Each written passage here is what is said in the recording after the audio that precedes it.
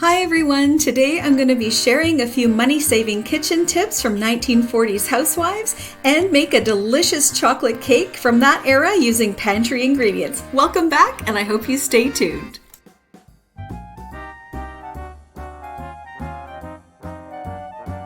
We can learn a lot about budget living from 1940s housewives. The 1940s was really an interesting time because we were just coming out of the Great Depression, the US was recovering from the Dust Bowl, and World War II was just beginning. You know, there's a saying that history may not necessarily repeat itself, but it very often rhymes. And it's always good to learn from the past and implement some of those things in case we need to use them in times going forward. And while places like the US didn't get involved in the war until later, being frugal was the norm because supplies were still low and it was still difficult to get things. The Great Depression was still fresh in everyone's mind and people had to be resilient and tough and resourceful to get through things. And I think it's good to keep in mind some of the things that they did to survive some of those tough times. Rationing was quite harsh in places like the UK, and even in the US after the attack on Pearl Harbor,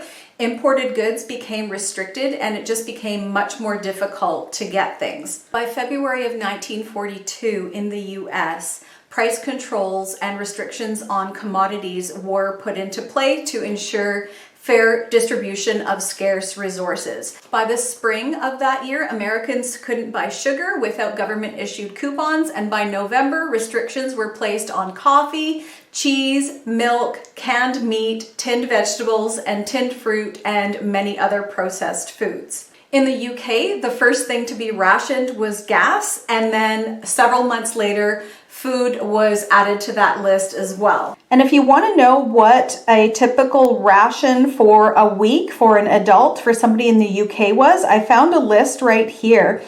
And if we look at this list, bacon and ham, 4 ounces a week, that's about a half a cup. And then we have 2 ounces of cheese, that's about the size of 4 dice.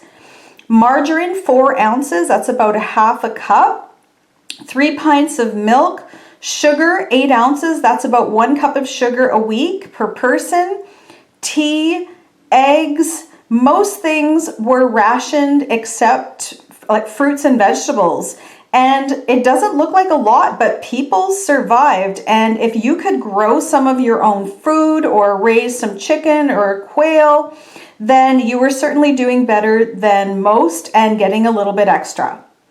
So how it worked was ration books were given to everyone and then they registered in the shop of their choice. And then when that person went to go buy something, the shopkeeper would check off or stamp that square of that particular ration in the book so that they knew that that particular item had already been bought. And in the UK, the Ministry of Food set up this ration book system, and it started at the beginning of the war and it carried on until 1958. And a big emphasis was put on not wasting food. So the government ran all these campaigns. They had radio broadcasts and, all kinds of pamphlets that they would hand out to the public to educate them and help them be a little more creative at mealtimes. And because all of this was in place, people had to adjust, and they did. So nobody wasted food. Anything that people had, like carrot peelings, potato peelings, onion skins, all of that was put away and used for soup stock later in the week.